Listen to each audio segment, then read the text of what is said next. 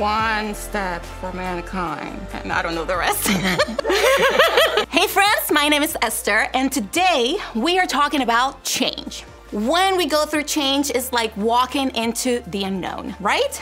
We don't know what to expect. Whether good or bad, life is full of unknowns, uncertainties, and changes, right? As middle schoolers, you go through all kinds of change. I bet you're thinking about some changes right now. Changes at home, changes at school, changes with your friends, changes in your team, changes in the way you look, changes in what you believe.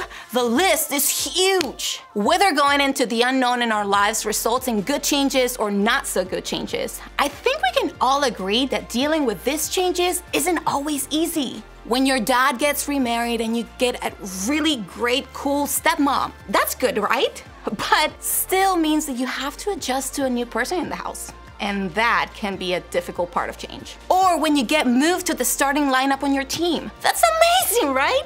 But it still means that you have to handle all the pressures of leading the team. And that can be a scary part of change. When you move to a cool new house, in a cool new neighborhood, that can be fun, right? But it still means getting to know new people at a new school, in a new place, and that can be the hard part of change. Those are just the positive changes. I mean, if changes like that can be difficult to deal with, what about the kinds of changes that aren't so good? What about the ones that we don't want? The kind that leaves us wishing everything could go back the way it was before. Maybe for you, it was a breakup with your boyfriend or girlfriend. No matter how much you wanted to get back together, you knew it just wasn't going to happen. Or maybe your parents separated and you hoped that they would work it out and fix their relationship, but instead they ended up getting divorced. Maybe you were the captain of the baseball team last season, but this season your coach picked someone else. Or maybe you used to be the star in the drama club, but this year someone else took the lead role. You can't change the fact you moved to a new school. You can't change the fact that you were moved to a different math class. You can't change the fact that your best friend chose a new group.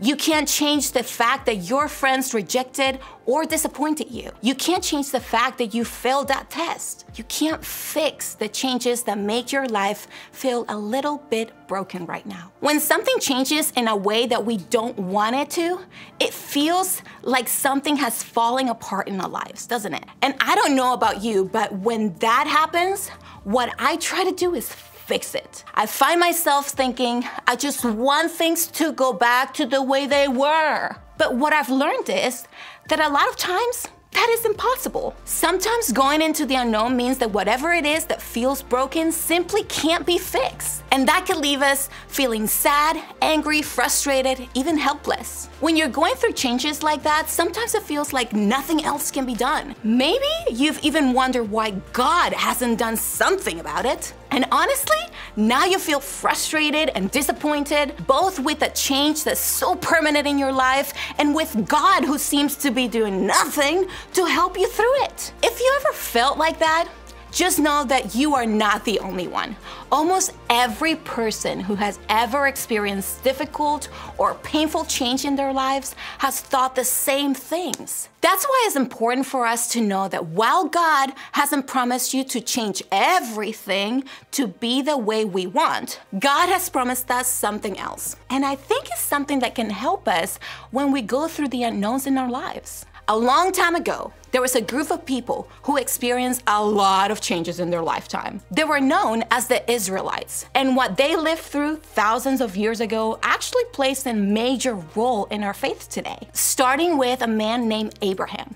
God created a nation, or a group of people, of Israel in an area of the world that we now call the Middle East. It was out of that group of people that God would one day send Jesus into the world. So, the nation of Israel was really a big deal to God. They were a part of God's plan to free and save the whole world through Jesus. But also along the way, the Israelites went through a lot of struggles and unknowns and changes. They made a lot of mistakes and missteps that got them into all kinds of trouble. Other nations will come and take over them and even capture them. I mean, this happened over and over and over again. You think that because they were God's chosen people, they had it all figured out? That they wouldn't keep making choices that got them into trouble? That they would know how to deal with changes and unknowns that they experience in their journey? But remember, these people were just that. People. And like us, they were people who didn't always handle change well. So, what did they do? Well, every time they found themselves in trouble, they did what a lot of us would do. They asked God to fix it, to change it, to make things go back to the way they were. Sometimes God did, sometimes God didn't. But no matter what God did with the changes that the nation of Israel was dealing with, God always promised them something they could hold on to as they walk through the unknown. And it's the same thing God promised us today. Take a look. When you pass through the waters, I will be with you. When you pass through the rivers, they will not sweep over you. When you walk through the fire, you will not be burned. The flames will not set you ablaze. Okay, so first of all, I think that we've got to pay attention to the way that this was worded. When you pass through the waters, when you pass through the rivers, when you walk through the fire. It's not if, but when. In other words, this stuff is going to happen. Things are going to change. We are going to experience the unknown. We are going to find ourselves in difficult circumstances. That's a guarantee. But what's also a guarantee is what God promised us when that happens. God promised us to be with us through it. And because of that promise, we can be confident when everything changes. Now, I don't know if that's the type of promise you were hoping for. Honestly, sometimes I wish God would have said something else too. Maybe something like, no matter how hurt you are, or no matter how bad your situation is, I am going to fix it. I'm gonna make things go back the way they were, and it will all be great. I'm going to make change easy for you by only making it the easy kind. But that's not what God said. And that makes me think maybe God knows something we don't. Maybe God knows that more than anything, we need to trust that when we go into the unknowns in our lives, God is with us. Think about it as this astronaut, you know? When they're going into the unknown of space, they just don't float around on their own. No, they're literally tethered. Where's the tether? There you go. They're literally tethered to their spaceship. They have this cord that connects their suit to the safety of their ship, and it keeps them near the other astronauts on their mission. No matter how scary outer space might get or how far off they drift, the astronaut can trust that they're never alone. And the same is true when we go into the unknown in our lives. When change happens, and it always will, God, who never changes, is with us. We may not have a literal cord that connects us to God like an astronaut does to their ship, but we can trust that God is always near. God never leaves us, and that includes when we're experiencing all kinds of change. That's what I want you to remember today. God goes with you into the unknown. No matter what you're going through or what's happening at home, no matter how hurt you feel over what your friends did to you, or how sad you are because life will never go back to the way it was, God goes with you into those unknowns. And if you think about it, that really is an amazing promise.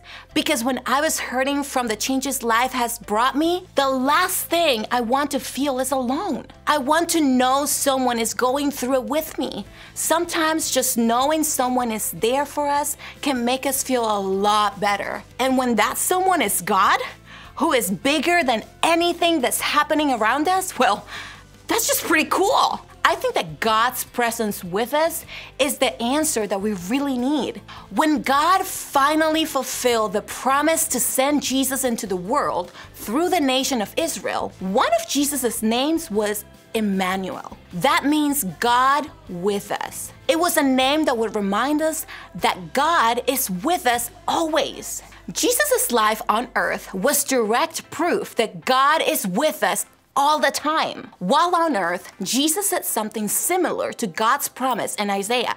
Check this out. I have told you these things so that in me you may have peace. In this world you will have trouble, but take heart, I have overcome the world. Jesus didn't shy away from the fact that we'll face troubling changes. In fact, he guaranteed we had to go into the unknown through our entire lives. But he told us to take heart, which means have courage and remain strong, because he had overcome the world. And when we believe in and know Jesus, we can trust that he's got it covered. Knowing Jesus changes everything. See, there is no change God can't handle. There are no unknowns we walk through without God by our side. God has made the promise to be with us and never leave us. And because of that, we can be confident when everything changes, knowing that the God of the universe hasn't left us to face it alone. Because God goes with you into the unknown. So what do we do?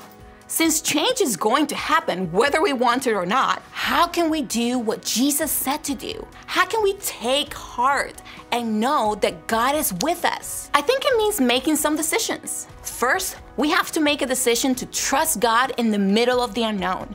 We have to trust that God is with us through the uncertainty of change. We have to choose to believe that's true over and over and over again. Maybe for you, that means saying it out loud when you're struggling through change. God is with me. Maybe it's writing it down or asking a friend to remind you of it. Or it means memorizing one of the verses we read today to help you when you need it. Whatever this looks like for you, make a choice to believe and remember that God goes with you into the unknown. Second, act like God is with you. God's very spirit lives inside of you. God couldn't be any closer. You can talk to God anytime, all the time, about anything. You can tell God what's worrying you and ask for help. If you're having a hard time remembering God is with you, try to remind yourself that God's there and that you are not alone. Make the decision to act like God is with you while you're into the unknown and deal with the uncertainty of change. And finally, change how you respond to change. We can't always control the things that are happening to us. We can't control or stop or change what comes our way, but we can control is how we respond to them. Instead of shutting down, we can choose to open up to a friend or even your small group leader. Instead of acting out in anger, we can choose to pause, take a breath, and go for a walk, or say a quick prayer. Instead of giving up when we face the unknown, we can choose to believe there is more to come in our story. We can choose to believe that God goes with us into the unknown. And not only that, there are people here at church who want to be with you through change. Your group is here to support you, encourage you, and stay with you through all of the unknowns. In the good and the bad, there are a group of friends who can help you walk through change and remember that God is with you.